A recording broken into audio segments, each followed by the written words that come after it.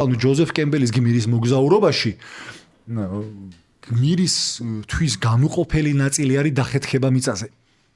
განუყოფელი ნაწილია მისი დამარცხება. და მე მაგ ფერფლიდან ფენიქსივით ამოსვლა ეგ არის გმირობა. თორე გმირობა არ არის თისმწვერვალზე დაბადება გაჩენა და იქ ყოფნა სუმუდამ.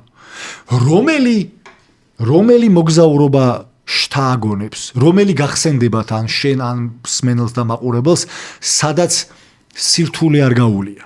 ვინმეს და ეგ შთამაგონებელი ისტორია ყოფილიყო. ან ფილმი არ არსებობს ეგეთი, ხო? ყველა ისტორია, ყველა ფილმი, ყველა, რავი, ბიზნეს кейსთადიც კი, ყველა დაუცველობიდან და საფრთხიდან ამოსულაზე არის. ანუ დრამატურგია ყოველთვის ეგ არის რა. სხვა არ გვაინტერესებს, ანუ ჩვენ სხვა არ გვამოტივირებს, არ გვაინსპირირებს.